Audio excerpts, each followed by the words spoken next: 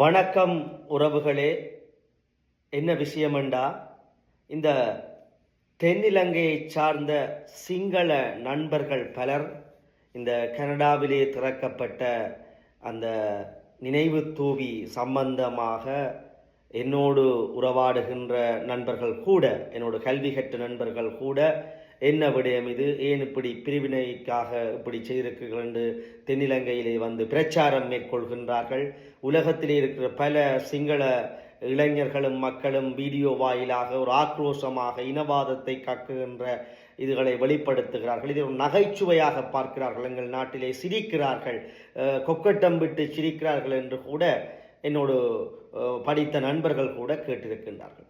நான் அவர்களுக்குரிய விளக்கத்தை தெளிவாக கொடுத்திருக்கிறேன். அதாவது இது எந்தவித பிரிவினைவாதத்தை ஏற்படுத்துகின்ற, நாட்டை உடைக்கின்ற, பிரிக்கின்ற ஒரு நினைவகம் அல்ல.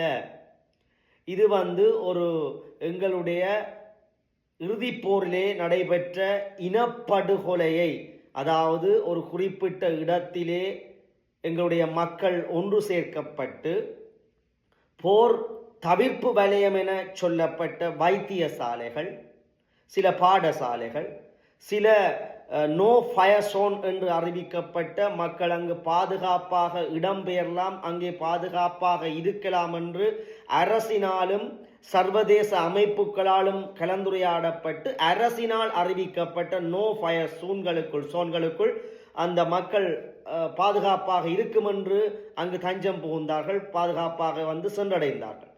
அந்த இடங்களிலெல்லாம் தடை செய்யப்பட்ட ரசாயன குண்டுகள், தடை செய்யப்பட்ட கொத்து குண்டுகளை பிரயோகித்து மக்கள் அழிப்பு செய்யப்பட்டார்கள்.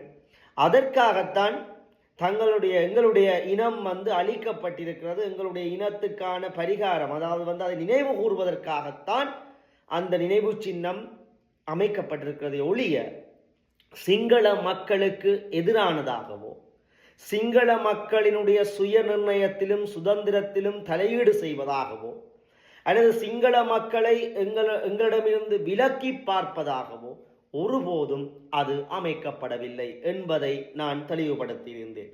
அது வடக்கு கிழக்கு என்பது எங்களுடைய தாயக பிரதேசமாகவும், அந்த தாயக பிரதேசத்தில் தான் எங்களுடைய மக்கள் செறிவாகவும் கணிசமாகவும் கடல் கரையோரத்தை ஒன்றி இருப்பதாகவும் தான் நாங்கள் வாழ்ந்திருக்கிறோம்.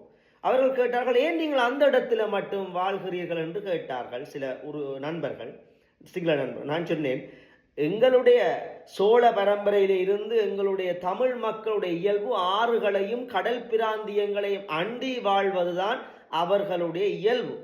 அதனால் வடக்கு கிழக்கு கரையோரமாக அவர்கள் கடற்கரையை அண்டித்தான், ஆறுகளையும் கடலையும் அண்டித்தான் பறந்து சரிந்து வாழ்ந்தார்களே ஒழிய மத்திய இடங்களுக்கு அவர்கள் ஊடுருவவில்லை. இதை வைத்துக்கொண்டு ஏன் மற்ற இடங்களில் வாழவில்லை, ஆகவே ஏன் இவர்கள் வந்தேறியவர்கள் என்று நீங்கள் வாதிடக்கூடாது என்று நல்ல விளக்கங்களை கொடுத்திருக்கிறேன். இப்போ என்ன விஷயம் என்றால், சில நண்பர்களுக்கும் சில கற்றறிந்த சமூகத்திலும் கூட இந்த சிங்கள இனவாதிகளினுடைய இனவாத கற்களை எடுத்துக்கொண்டு இதை ஒரு சிரிப்புக்குரிய, நகைப்புக்குரிய, ஏன் கனடாவிலே இதை கட்டியிருக்கிறீர்கள் என்ற வாதங்கள் மேலெழும்ப தொடங்கி இருக்கின்றன. இதற்கு நாங்கள் கற்றறிந்த சமூகமாக நல்ல விளக்கங்களை கொடுக்க வேண்டியதும் காலத்தின் கட்டாயம். தனியே நினைவு தூவிகளை அமைத்துக் கொண்டு நாங்கள் நினைவேந்தலை செய்வதற்கு அப்பா இதனுடைய தாற்பரிய உண்மை என்ன, இதனுடைய நியாயப்பாடுகள் என்ன, ஏன் இந்த தூபிகளை அமைக்கிறோம் என்பதை சிங்கள மக்களுக்கும் சிங்கள உறவுகளுக்கும் வெளிப்படையாகவும் யதார்த்தமாகவும் எடுத்து கூறுவதும் எங்களுடைய கடமை. தனியே நினைவு தூவிகளை அமைத்துவிட்டு அதிலே நின்று அஞ்சலிகளை செலுத்திவிட்டு அதிலே நின்று புகைப்படங்களை எடுத்துவிட்டு நாங்களே எங்களுக்குள் அழுது கொண்டு எங்களை அழித்து விட்டான், ஒடுக்கி விட்டான், நசுக்கி விட்டான், இனவழிப்பு செய்து விட்டான் என்று ஓலங்களை செய்துவிட்டு கடப்பதற்கு அப்பால், எங்களுடைய வரலாறுகளை எங்களுடைய சந்ததிக்கு கடத்துவதற்கும் அப்பால், எங்களுடைய நாட்டுக்குள்ளே இருக்கிற சிங்கள மக்களுக்கு நாங்கள் இதை ஏன் செய்கிறோம் என்ற விளக்கத்தையும் நாங்கள் அளிக்க வேண்டும். யதார்த்த பூர்வமாக, உணர்வு பூர்வமாக, அடிப்படையாக என்ன நடந்தது, எதற்காக இதை செய்கிறோம், எதற்காக நாங்கள் இப்போதும் உரிமை இழந்தவர்களாக உணர்ந்திருக்கிறோம் என்பதை அவர்களுக்கு விளங்க வைக்க வேண்டிய கடப்பாடும் இருக்கிறது. வரலாற்றின் முன்னைய பக்கங்களில் பிரித்தானியர்கள் இந்த நாட்டை கையளித்து செல்லும் பொழுது சேர்பொன் ராமநாதன் அவர்களை கப்பல் கடல் வாயிலாக இங்கிலாந்துக்கு அழைத்து அரண்மனையிலே இந்த நாடு பிரித்து தரவா, இந்த நாட்டை சிங்களவர்கள் ராஜ்யத்துக்கும் தமிழ் ராஜ்யத்துக்கும் பிரித்து தரவா என்று கேட்ட போது கூட சேர்பொன் ராமநாதன் அவர்கள் ஒரு தமிழர், அவர் கூட இல்லை, நாங்கள் ஒற்றுமையாக இந்த இலங்கையை நாங்கள் கட்டியாளுவோம் என்று பிரிவினவாதத்தை கோராமல் வந்தடைந்தார். இங்கே ஒரு ஒன்றுபட்ட இலங்கையை கோரிக்கொண்டு கொழும்பு துறைமுகத்திலே அவர் வந்திறங்கிய போது சிங்களவர்கள் அந்த மாட்டு வண்டிலே அந்த நபர்களை சுமக்கின்ற குதிரையை கட்டாமல் தாங்கள் மேலாடை இன்றி சேர்பொன் ராமநாதன் அவர்களை கொழும்பு வீதிகளிலே இழுத்துச் சென்று வந்ததை சுதந்திரம் வேண்டி ஒன்றுபட்ட இலங்கை, உடைக்காத இலங்கையை வாங்கி வந்திருக்கிறார் என்ற பெருமிதத்திலே மேல்சட்டை அணியாமல் சேர்பொன் ராமநாதன் அவர்களை குதிரை வண்டிலே இழுத்துச் சென்ற வரலாறுகள் இன்றும் கொழும்பிலேயும் சரி யாழ் நூலகத்திலேயும் சரி எல்லா இடமுமே அது பொறிக்கப்பட்டிருக்கிறது வரலாறாக. இதை மறந்துவிட முடியாது.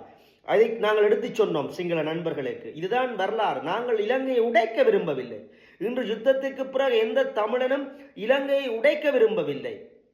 நாங்கள் எங்களுக்குரிய சுய நிர்ணய உரிமையோடு நாங்கள் இந்த இலங்கை தீவிலே எங்களுடைய தமிழர் தாயகத்திலே சுய நிர்ணய உரிமையோடும் எங்களுக்குரிய அதிகாரத்தோடும் எங்களை நாங்கள் ஆளுகின்ற நிலைப்பாட்டிலும் தான் நாங்கள் அதிகாரத்தை கோரி நிற்கின்றோம். எங்களுடைய தாய்நிலம் ஹோம்லேண்டில் நாங்கள் வாழ விரும்புகிறோம் என்பதைத்தான் நாங்கள் விரும்புகிறோம். அமெரிக்கா, கனடா, இந்தியா போன்ற இங்கிலாந்து போன்ற சமஷ்டி தீர்வுகளைத்தான் நாங்கள் எதிர்பார்த்து நிற்கிறோமே ஒழிய பிரிவினவாதம் அல்ல. ஆகவே இந்த விடயத்தை இந்த தூபி அமைப்பதற்கு பிறகு இதை பிரிவினவாதம் என்று யாரும் கருதிவிடக் கூடாது. ஒன்றை ஒன்று நாங்கள் அவதானிக்கக்கூடியதாக இருக்கின்றது. இந்த அரசாங்க மாற்றத்துக்கு பின்னர் பதுங்கியிருந்த இனவாதிகள் எல்லோருமே தேசியவாதிகளாக இலங்கையர்களாக ஒரு வேடமிட்டு கொண்டிருந்தவர்கள் இந்த கனடா தூபி திறப்புக்கு பிறகு, கனடா இனப்படுகொலை நினைவகம் திறப்புக்கு பிறகு உலகெங்கிலும் பறந்து வாழ்கின்ற சிங்கள பேரினவாதத்தை கக்குகின்ற சிங்கள பேரினவாத தேரவாதத்திலே ஊறி திளைத்திருக்கின்ற பலர் வெளிப்பட்டிருக்கிறார்கள். சமூக ஊடகங்களில் இனவாதத்தை கக்குகிறார்கள். இலங்கையிலே இருந்தும் இனவாதத்தை கக்குகிறார்கள். தமிழர்களை கொன்றொழித்த மமதையை இன்று கொன்றொழித்ததாக திருப்பவும் அவர்கள் இனவாதத்தை கக்குகிறார்கள். நாங்கள் ஒருபோதும் இனவாதத்தை கக்கவில்லை. முள்ளிவாய்க்காலில் ஒன்று கூடுவது எங்களுக்கு இறந்து போன மக்களை நினைவு கூற, உலகெங்கிலும் நினைவகங்களை திறப்பது இனவழிப்பு செய்யப்பட்ட மக்களை நினைவு கூறவே ஒளி அன்றி நாங்கள் போர் வெற்றியை கொண்டாடவோ, சிங்கள மக்களை வென்றுவிட்டதாகவோ, சிங்கள மக்கள் மீது நாங்கள் போர் புரிந்த வீர பிரவாகத்திலே மிதப்பதாகவோ நாங்கள் ஒருபோதுமே நாங்கள் இனவாதம் கக்கவில்லை. எங்களுடைய இந்த விடயங்களை சிங்கள அரசும் சிங்கள இனவாதிகளும் தவறாக சித்தரித்துக் கொண்டிருக்கிறார்கள் மக்கள் மத்தியிலே. எங்களுக்காக போரிட்டவர்களும் சரி, எப்போதும் தமிழ் மக்களும் சரி, ஒருபோதும் சிங்கள மக்களையும் சிங்கள உறவுகளையும் எதிரிகளாக பார்த்தது இல்லை. இதை முதலிலே விளங்கிக் கொள்ள வேண்டும். இன்று முள்ளிவாய்க்கால் நினைவேந்தலிலே யாழ் பல்கலைக்கழகத்திலும் சரி, முள்ளிவாய்க்கால் நினைவு இடங்களிலும் சரி, பல சிங்கள மாணவர்கள், சிங்கள இளைஞர்கள் தன்னிச்சையாக கலந்து கொள்கிறார்கள். அவர்களுக்கு வரலாறு இன்று புரிந்திருக்கிறது. இது இனவாதம் கக்கவில்லை, தங்களுக்குரிய இறந்தவர்களை நினைவு கூறுகிறார்கள் என்று அவர்கள் தன்னிச்சையாக கலந்து கொள்கிறார்கள். பல படித்த சிங்கள இளைஞர்கள் இன்று பிரச்சாரம் மேற்கொள்கின்றார்கள். தமிழர்களுக்கு ஏதோ ஒரு அடிப்படை பிரச்சனை இருக்கிறது, தீர்த்து வைக்கப்பட வேண்டும் என்று. இவை மேலோங்கவில்லை. சில படித்த இளைஞர்கள் முன்னோக்கி நகர்கிறார்கள், படித்த தமிழ் இளைஞர்களும் முன்னோக்கி நகர்கிறார்கள், புரிந்து கொள்கிறார்கள். ஆனால் பழைய பல்லவியிலே 70ஆம் ஆண்டுகளில் இருக்கிற பழைய பல்லவி சிங்கள பௌத்த பேரினவாதத்திலே திளைத்திருக்கிறவர்கள் மீண்டும் அதிகாரத்தை கைப்பற்றுவதற்காக சிங்கள பேரினவாதத்தை கையில் எடுக்கின்றார்கள்.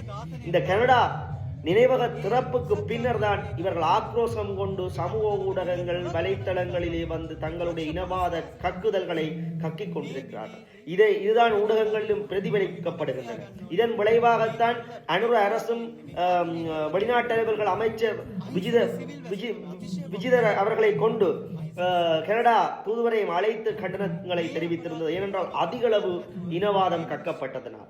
ஆகவே சிங்கள மக்களுக்கும் தமிழர்கள் சிங்கள மொழியிலும் ஆங்கில மொழியிலும் இதற்குரிய விடயங்களை எடுத்து கூற வேண்டும், இது பகிரப்பட வேண்டும். நாங்கள் சிங்கள மக்களுக்கு ஒருபோதும் எதிரானவர்கள் அல்ல. சிங்கள கலாச்சாரத்திற்கோ சிங்கள மக்களுக்கோ நாங்கள் எப்போதும் தமிழர்கள் எதிரானவர்கள் அல்ல, நாங்கள் நண்பர்கள். அதுபோலத்தான் சிங்களவர்களும் எங்களை நண்பர்களாகவும் நல்ல உறவுகளாகவும் பார்க்கிறார்கள். இந்த நினைவு தூவிகள் ஒருபோதும் சிங்கள தமிழ் உறவுகளிலே தாக்கத்தை செலுத்த போவதில்லை என்பதை நாங்கள் விளங்கப்படுத்த வேண்டும். இது எங்களுடைய இன அழிப்புக்காக அதை பூசிப்பதற்குரிய ஒரு நினைவு சின்னம். இது தமிழர் தாயகத்திலே நாங்கள் செறிந்து வாழ்ந்தது, அது எங்களுடைய ஹோம்லேண்ட் என்பதை பிரயோகப்படுத்துகின்ற சின்னம். இதை சிங்கள மக்களை விரோதிகளாக பார்க்கின்றது அல்ல. பல சிங்களவர்கள் இன்று இந்த கனடா தூவி திறப்புக்கு பின்னர் இனவாதத்தை கக்க தொடங்குகிறார்கள். ஆகவே தமிழ் இளைஞர்களும் சிங்கள இளைஞர்களும் நாங்கள் கவனமாக இருக்க வேண்டும். எங்களுடைய தீர்வுக்காகவும் நிலையான தீர்வுக்காகவும் தான் நாங்கள் சமஷ்டிக்காக போராடுகிறோம். அது தேவை, அந்த அதிகாரம் எங்களுக்கு தேவை, நில உரிமை தேவை என்று போராடுகிறோமே ஒழிய சிங்கள மக்களுடைய அதிகாரத்தை பறிப்பதற்காகவும் சிங்கள மக்களுடைய தனித்துவத்தை பறிப்பதற்காகவும் சிங்கள மக்களுடைய வாழ்முறைமையும் அவர்களுடைய அதிகாரத்தை பிடுங்குவதற்காகவும் அல்லது சிங்கள மக்கள் மீது இனவாதத்தை கக்குவதாகவோ எந்த விடயத்தையுமே தமிழர்கள் மேற்கொள்ளவில்லை, மேற்கொள்ளவும் மாட்டார்கள் என்பதுதான் ஆணித்தனம். ஆகவே இதை புரிந்து கொள்ள வேண்டிய விடயம், நாங்கள் ஒருபோதும் சிங்கள மக்களுக்கு எதிரானவர்கள் அல்ல. எங்களுக்குரிய நினைவு ஏந்தலுக்குரிய உரிமையைத்தான் நிலைநாட்டிக் கொண்டிருக்கிறோம். அதே போல உலகத்திலே பறந்து வாழ்கின்ற அத்தனை இனமும் சிங்கள இனத்தை போல அத்தனை இனம் எவ்வளவு சுதந்திரமாகவும் சந்தோஷமாகவும் சுய நிர்ணயமாகவும் தங்களுடைய ஹோம்லேண்டிலே மதர்லேண்டிலே வாழ்கிறார்களோ அதுபோன்ற உரிமையோடு நாங்கள் வாழ்வதற்குத்தான் நாங்கள் ஆசைப்படுகிறோம், வேணவாக கொண்டிருக்கிறோம் என்பதையும் நாங்கள் அவர்களுக்கு கொண்டு சேர்க்கப்பட வேண்டிய கட்டாயத்தை இருக்கிறோம். ஆகவே இன்று மாற்றங்கள் நிகழ்ந்து கொண்டிருக்கிற உலகத்திலே சிங்கள படித்த இளைஞர் யுவதிகள் புத்திஜீவிகள் என்று தமிழர்களுடைய பிரச்சனைகளை, அடிப்படை பிரச்சனைகளை நல்ல கண் கொண்டு பார்க்க ஆரம்பித்திருக்கிறார்கள். இது வெளிப்படையான உண்மை. இந்த மாற்றங்கள் இன்னும் நிகழ பல ஆண்டுகள் செல்லலாம். ஆகவே நாங்கள் ஒன்றுபட்டு பயணிப்போம், சிறந்தவற்றை யோசிப்போம், நல்லவற்றையே சிந்திப்போம். நன்றி, வணக்கம்.